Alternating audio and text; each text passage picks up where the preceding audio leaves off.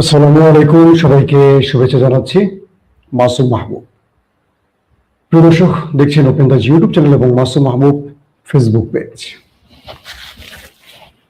আপনাদের শুনতে এবং দেখতে কোনো প্রবলেম হলে আমাকে একটু কমেন্ট করে জানাবেন। আমার হাতে আজকে অনেকগুলো গুরুত্বপূর্ণ খবর আছে। এক, মার্কিন যুক্তরাষ্ট্রকে এবার কড়া হুঁশিয়ারি উচ্চারণ করল ইরান প্রেসিডেন্ট এবং ইরানের সামরিক শীর্ষ কর্তা ব্যক্তিরা। দ্বিতীয় গুরুত্বপূর্ণ খবর, এই যুদ্ধে কি সৌদি আরব এবং আরব আমিরাত গোপনে জড়িয়ে গেছে ইরানের আক্রমণে? তেমন কিছু প্রমাণ মিলে গেছে ইরানের হাতে। 3 নম্বর গুরুত্বপূর্ণ খবর, মার্কিন যুক্তরাষ্ট্র ইরানে যে শ্বাসরুদ্ধকর অভিযান চালিয়েছে পাইলট উদ্ধারে, এটি কি পাইলট উদ্ধারের আড়ালে ইরানের নিউক্লিয়ার চুরির কোনো চেষ্টা? পাশাপাশি আজকে সারাদিনের আপডেট। দর্শক, প্রথম যে খবরটি দিয়ে শুরু করতে চাই সেটি হলো আরব আমিরাত এবং সৌদির ব্যাপারে কিছু তথ্য মিলেছে ইরানের কাছে। ইরান বলছে তার দেশে আক্রমণে চীনের তৈরি একটি ড্রোনের আলামত পেয়েছে ইরান। বলা হচ্ছে এই ড্রোনটি চীনের কাছ থেকে আরব আমিরাত কিনেছিল। পাশাপাশি এমন কিছু বিমান বা ড্রোন বা মিসাইল ব্যবহার হয়েছে ইরানের বিরুদ্ধে মধ্যপ্রাচ্য থেকে, যেগুলো আরব আমিরাত এবং সৌদি আরব ছাড়া আর কেউ ব্যবহার করে না। কে বলছে এটা? সরাসরি ইরান বলছে। তার মানে এই দুটো দেশ ইরানের ভয়ে ঘোমটা পড়ে বা বোরকা পরে গোপনে শত্রুদের সাথে মিশে ইরানে আক্রমণ করছে, এমন আভাস মিলছে। তবে এখন পর্যন্ত সৌদি এবং আরব আমিরাতের পক্ষ থেকে এই ব্যাপারে কোনো স্টেটমেন্ট আসেনি। প্রশ্ন হতে পারে, এই যুদ্ধে আরবের সাথে ইরানকে যুদ্ধে লাগিয়ে দেবার জন্য তাদের শত্রুরা ওই দেশটি এই কাজটি করতে পারে। কোনো না কোনো দেশ থেকে এই অস্ত্রগুলো সংগ্রহ করতে পারে। যেমন এর আগে ইরানের শাহেদ ড্রোনের প্যাটার্নে লুকাস মার্কিন ড্রোন, এগুলো আরবের কয়েকটি জায়গায় হিট করে ধ্বংস করেছে, মানে ধ্বংসলীলা চালিয়েছে। তখন ইরান দাবি করেছে এগুলো তাদের ড্রোন নয়, এগুলো লুকাসের আদলে তৈরি, অর্থাৎ মার্কিন যুক্তরাষ্ট্রের লুকাস। কিন্তু আমেরিকা বা তার গণমাধ্যমগুলো বলছিল এগুলো ইরানের শাহেদ ড্রোন। পরবর্তী সৌদি আরব এই বিষয়ে তদন্ত চালিয়ে দেখেছে এগুলো ইরানের তৈরি ড্রোন ছিল না। তার মানে সৌদি এবং ইরানের মধ্যে যুদ্ধ লাগাবার জন্য ফলস ফ্ল্যাগ অপারেশনের অংশ হিসেবে এই ড্রোন ব্যবহার করা হয়েছে। এখন আরব আমিরাত এই দেশটি কিন্তু ইরানের শত্রু তালিকায় ইসরায়েলের পরের অবস্থানে আছে। তাই ইরান এ যাবৎ 28 ফেব্রুয়ারি থেকে যে যুদ্ধটা শুরু করেছে, তারা ব্যাপক ধোলাই কিন্তু আরব আমিরাতে চালিয়েছে। সবচেয়ে বেশি কিন্তু আরব আমিরাতকে মেরেছে। এবং বলা হয় ইসরায়েলের মিত্র হিসাবে আরব আমিরাত এবং জর্দান, মুসলিম রাষ্ট্র হিসেবে এই দুটো দেশ ইসরায়েলের মিত্র হিসাবে সবচেয়ে বিশ্বস্ত, মানে ইসরায়েলের বিশ্বস্ত। তো ইসরায়েলের যখন বিশ্বস্ত হবে তখন আলটিমেটলি ইরানের জন্য বিশ্বাসঘাতক হবে, এটি স্বাভাবিক। তো ইরান তাদেরকে সতর্ক করে বলেছে, যদি এর কোনো প্রমাণ ইরানের হাতে মেলে, একদম প্রমাণিত হয় যে এই যুদ্ধে এই দুটো দেশ কোনো প্রকার আক্রমণ চালিয়েছে, তাহলে ইরান তার প্রধান শত্রুদেরকে কিছুটা ছাড় দিয়ে হলেও কয়েক ঘন্টা আগে আরবকে পেটাবে। বুঝতে পারছেন? যেখানে আরবের আব্বারা ব্যর্থ হচ্ছে ইরানের কাছে, সেখানে পুচকে আরব গোষ্ঠী যারা যুদ্ধ কৌশল বাদ দিয়ে নারী, মদ, বিলাসিতা, এগুলো নিয়ে ব্যস্ত থাকে, এগুলো আবার তারা সৌদি আরবে করে না, এগুলো আবার তারা ইউরোপে গিয়ে করে। আমার খুব ভালো একটা স্মৃতি আছে। ইংল্যান্ডে তখন আমি ঈদে ছিলাম ইংল্যান্ডে, তো আমার বন্ধু শামীম আর আবুল হোসেন দুজনে আমাকে আসছে নিয়ে আমরা ঘুরতে যাব। তো ইংল্যান্ডের মধ্যে আপনাদের এরিয়া আছে, একটা হিন্দু এরিয়া, একটা মুসলিম এরিয়া, একটা আপটেল পার্ক, একটা প্লে স্টোর, একটা হোয়াইট চ্যাপেল, এগুলো একটা বাঙালি এরিয়া, এরকম আরবদের এরিয়া আছে। তো আরবদের এরিয়াটা হলো যে ব্রিটিশ যে প্রধানমন্ত্রী ছিলেন চার্লস, মানে ডায়নার যে হাজব্যান্ড, তার বাসাটা থেকে একটু সামনে গেলে, মানে তার যে এখন যে বাসাটি আছে তার সেই বাড়ির একটু সামনে হলো আরাবিয়ানদের এরিয়া। তো সেই এরিয়াতে আমরা বেড়াতে গেছি। সব জুব্বা পরা আরব, সব কিন্তু জুব্বা পরা, সবগুলির মুখে সীসা টানতেছে পাইবে বসে বসে। তো ওইখানে গিয়ে আমরা যখন আরবে গেলে মনে হয় আল্লাহ, এরা মনে পিরাউলি আকাশ থেকে নামছে ফেরেস্তা, বড় বড় জুব্বা ডুব্বা পরে ঘরে। এরাই পশ্চিমা দেশগুলোতে ঢুকে এদের আসল চেহারা দেখায়। এদের তো আসলে অর্থের কোনো অভাব নেই, কাজকর্ম লাগে না, তেল বেচা টাকা, খেজুর, এটা সেটা পুরো সম্পদ দিয়ে ভরে রাখছে, শুধু পায়ের উপর পা ফেলে খায় আর বিয়ে করে, একটার পর একটা বিভিন্ন দেশে ঢুকে আর বিয়ে করে। সবার ক্ষেত্রে হয়তো এরকম হয় না, বাট অধিকাংশ ক্ষেত্রে এটা হয়। তো এখন যে আরবদের কথা বলছি, এই আরবরা যুদ্ধবাজ না, এরা মনে করে এদের হয়ে আমেরিকা যুদ্ধ করে থাকে। আমেরিকা যখন ডাকছে আসো তোমরা আমাদের সাথে ইরানকে পেটাই, ওরে বাবা কি বলেন, ওরা আপনি ভেঙে দেবেন আর ইরান পিটিয়ে আমাদের ল্যাংটা করে ছেড়ে দেবে। এরা হলো এই টাইপের লোক, যে কারণে আরবের মানে ইসরায়েলের বিরুদ্ধে পুরো আরব মিলেও যুদ্ধ করে টিকতে পারেনি এক নতুন শাসিত বা নতুন তৈরি হওয়া ইসরায়েলের বিরুদ্ধে। দর্শক, তো দ্বিতীয় যে গুরুত্বপূর্ণ খবর সেটি হলো আজকেও দখলদার দেশে মোটামুটি ব্যাপক অ্যাটাক চালিয়েছে ইরান। আরবের মধ্যেও কয়েকটি টার্গেটে হিট হয়েছে। এটা এখন আসলে কি বলবো, প্রতিদিনকার খাবারের মতো হয়ে গেছে, প্রতিদিন এটা হচ্ছে, এটা থেমে থাকছে না। একটু এক্সট্রা কিছু অর্ডিনারি কিছু হলে এটা আমরা জানাবো। তবে বিপজ্জনক যে বিষয়টি হলো, ট্রাম্প ঘোষণা দিয়েছে আগামী মঙ্গলবার থেকে তিনি ইরানের বড় রকম অ্যাটাক চালাবেন, ইরানের পুরো পাওয়ার প্ল্যান্ট ধ্বংস করে দেবেন, এরপর পুরো পানির সিস্টেম ধ্বংস করবেন, এরপর ইরানের গুরুত্বপূর্ণ অবকাঠামো ধ্বংস করবেন, মানে পুরো ইরানকে পাথরের যুগে পাঠিয়ে দেবেন। বুঝতে পারছেন যেটা আমেরিকা ঘোষণা দিয়েছিল। ট্রাম্প তো আজকে একটা বিজয় লাভ করেছে, তার একজন পাইলটকে ইরানের ভেতর থেকে উদ্ধার করেছে ফেস সেভিং এর জন্য। এটা তো ট্রাম্পের জন্য অনেক বড় প্রাপ্তি। তো ট্রাম্প হঠাৎ করে খেপে গেলেন, ইরানকে পাথরের যুগে পাঠিয়ে দেওয়ার জন্য মঙ্গলবার থেকে বড় রকম অ্যাটাক চালাবার ঘোষণা দিলেন কেন? আসেন একটু পেছনে যাই। আজকে দিনে যারা নিউজগুলো দেখেছেন তারা হয়তো খেয়াল করেছেন অনেকগুলো খবর। প্রথম যে খবরটি, ইরানে 48 ঘন্টা একটা বিশাল অগ্নি পরীক্ষা গেছে আমেরিকার জন্য। আমেরিকা তার একজন হারিয়ে যাওয়া পাইলটের উদ্ধারে এসেছিল।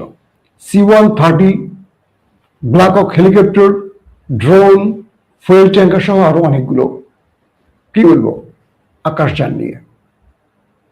এখন ধীরে ধীরে যে খবরগুলো আসছে, এই লড়াইতে অনেকগুলো গণমাধ্যম দাবি করছে 4 থেকে 500 নাকি সেনাই ব্যবহার করছে ইরান। এগুলো বিভিন্ন গণমাধ্যমের দাবি। অর্থাৎ একজন পাইলটের জন্য এত বড় বহর, কেউ কেউ বলছেন 1 ডজন বা তারও বেশি, 1.5 ডজনের মতো আকাশযান ব্যবহার করা হয়েছে। শুধু 1 ডজন মানে তো 12টা, কেউ বলছেন 20টা বা 18টা বা 20-এর অধিক। এই সূত্রগুলো অ্যারাবিয়ান বিভিন্ন গণমাধ্যম আউটলেটে আসতে শুরু করেছে। তাহলে 4 থেকে 500 কমান্ডো নিয়ে আমেরিকা ইরানে প্রবেশ করলো কেন? অঞ্চলটি কই? সেই দুর্ভেদ্য অঞ্চলটি হলো ইস্পাহান এলাকা। ইস্পাহানে কি আছে? ইরানের নিউক্লিয়ার প্রজেক্ট আছে, নিউক্লিয়ার প্ল্যান আছে। বলা হচ্ছে আমেরিকা মূলত তার পাইলট উদ্ধারের কথা বললেও তিনি এসেছেন একটা ভিন্ন উদ্দেশ্যে। আর সেটি কি? ইস্পাহানে অভিযান চালিয়ে সেখান থেকে নিউক্লিয়ার চুরি করা। এই মুহূর্তে আমেরিকার ফেস সেভিং এর জন্য এটা একটা বিশাল কাঙ্ক্ষিত টার্গেট হতে পারে। কি রকম? আমেরিকা ইরানকে শর্ত দিয়েছিল কি, হরমুজ খুলে দাও, নিউক্লিয়ার দিয়ে দাও, এই তো প্রধান রেজিম চেঞ্জ তো পারেনি, ব্যালিস্টিক প্রোগ্রাম এখনো কন্ট্রোল করা সম্ভব না, কিন্তু প্রধান একটা ইস্যু হতে পারে নিউক্লিয়ার। সামরিক বিশ্লেষকরা বলছেন ট্রাম্প বাহিনী বা মার্কিন কমান্ডোরা মূলত ঢুকেছিল ইরানে, তারা পাইলট উদ্ধারের নাম করে ইস্পাহানে বড় স্ট্রাইক চালাবে এবং সেখান থেকে নিউক্লিয়ার হাতিয়ে নেবে ইরানের বিরুদ্ধে, এবং এটি দিয়ে ট্রাম্প যুদ্ধ শেষ করবেন ফেস সেভিং এ, যে আমরা নিউক্লিয়ার নিয়ে এসছি, এবং এই যুদ্ধে ইরান পুরোটাই মাঠে মারা যাবে। অর্থাৎ ইরান তার নিউক্লিয়ার রক্ষা করতে না পারলে ইরান তার ভূখণ্ড রক্ষা করার যোগ্যতা হারাবে, এটি স্বাভাবিক, তাই তো?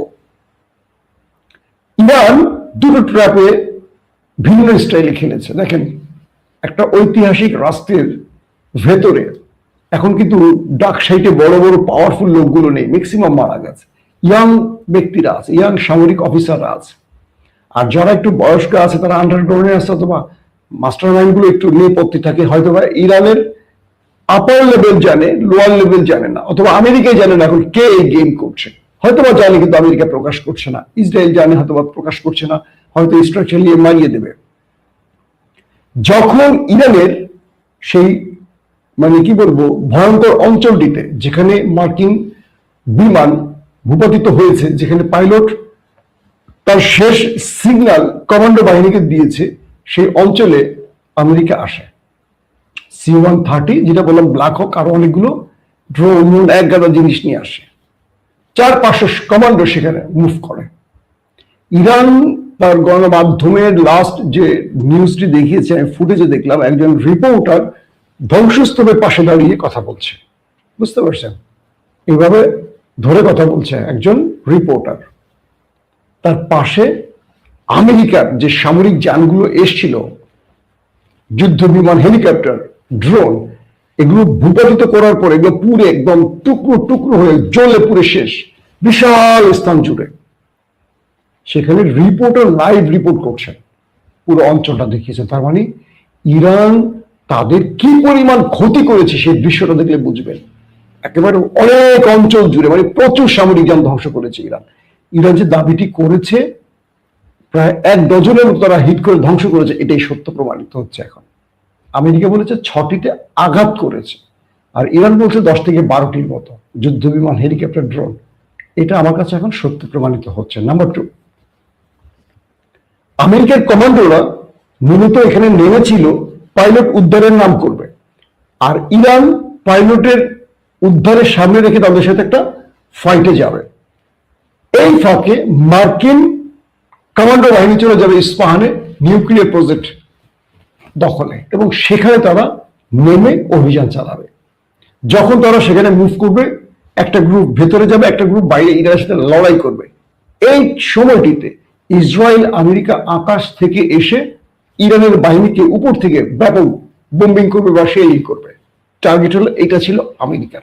কিছু মাধ্যম বলছে, আমি কিন্তু সামরিক বিশ্লেষক না, আমি বিভিন্ন আউটলেট গুলোকে সারাদিন ঘেটে, যেগুলো মোটামুটি নির্ভেজাল, একটু সঠিক তথ্য দেয়, বিভিন্ন সাইট, ইসরায়েলের সাইট বলেন, আমেরিকার সাইট বলেন, ইরানের সাইট বলেন, টার্কিশ বলেন, আরাবিয়ান বলেন, বিভিন্ন জায়গা থেকে আমি এটা কনফার্ম তথ্য রেডি করে আপনাদের জন্য প্রেজেন্ট করি। বিভিন্ন জায়গা থেকে এগুলো সংগ্রহ করি, একটা পত্রিকা দেখে দেখে সংগ্রহ করি না, এটা আমার কখনো অভ্যাস নেই। আমি টেলিভিশনে চাকরি করার ক্ষেত্রেও আমার রিপোর্টারদেরকে এই গাইডলাইন গুলো দিতাম যে তোমরা সবসময় রয়টার্স ফলো করো কেন, বিবিসি ফলো করো কেন, এদের মালিক কারা? এরা তো সবসময় পার্শিয়াল নিউজ দেয়। গণমাধ্যম ইম্পার্শিয়াল হবে, পার্শিয়াল নিউজ দিয়ে গণমাধ্যম চলে কি করে?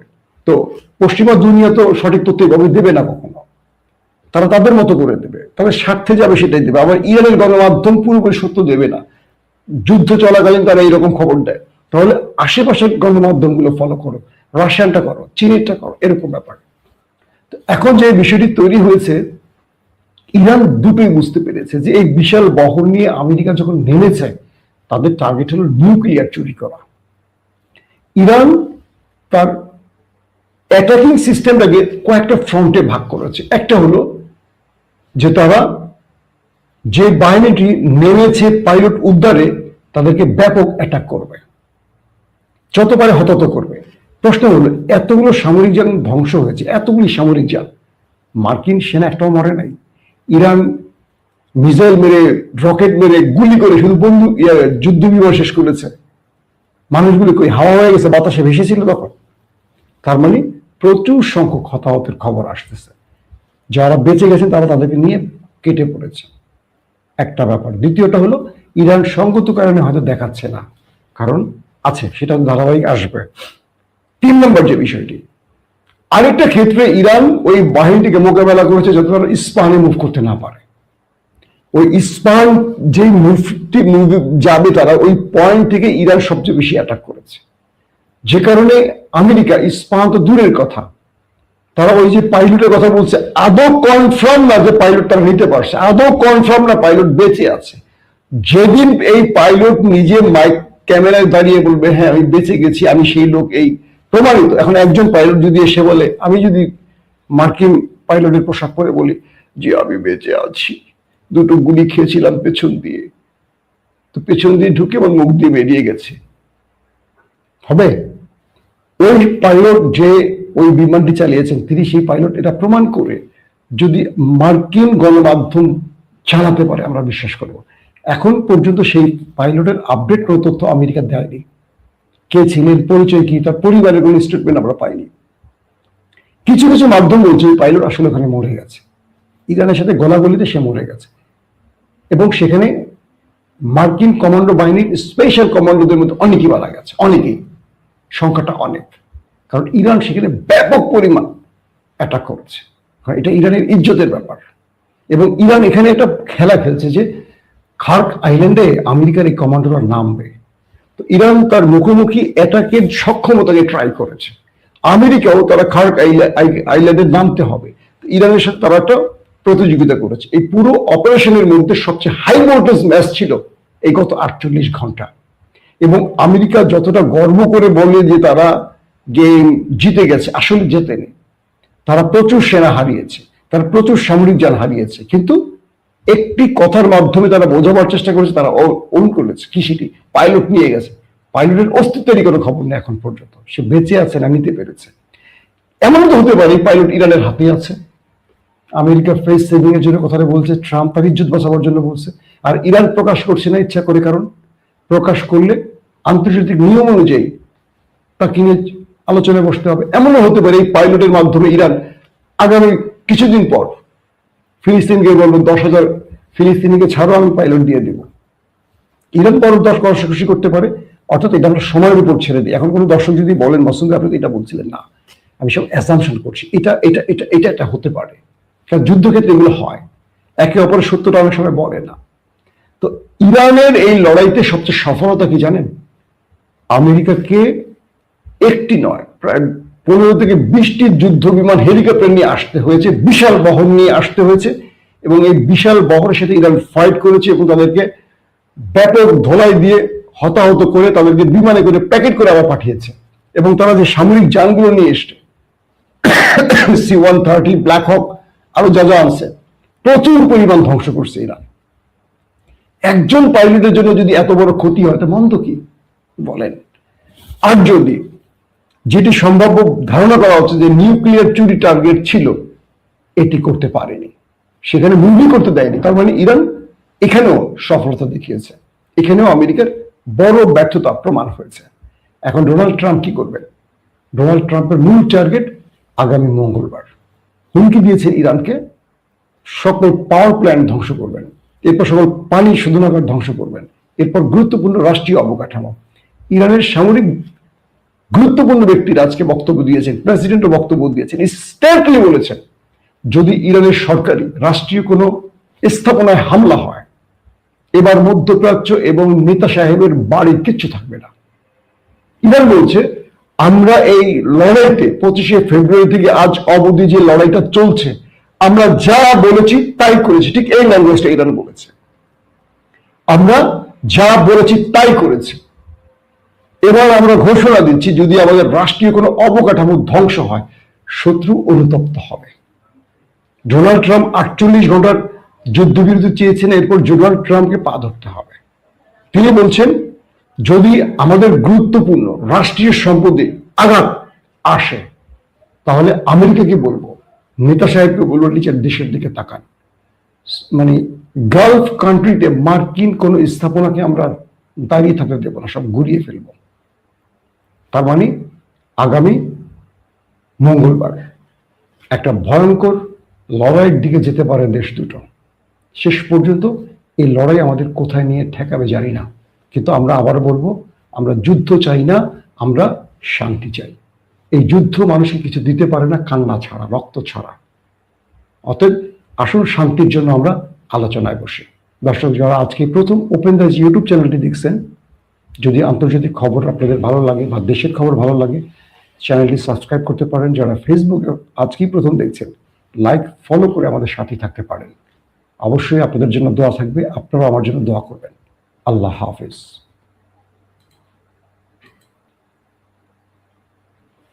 ওপেন দাইস মানে সত্যকে সত্য বলা, মিথ্যেকে মিথ্যে বলা। আমরা শোনা কথা নয়, চোখে যা দেখি তাই বলি।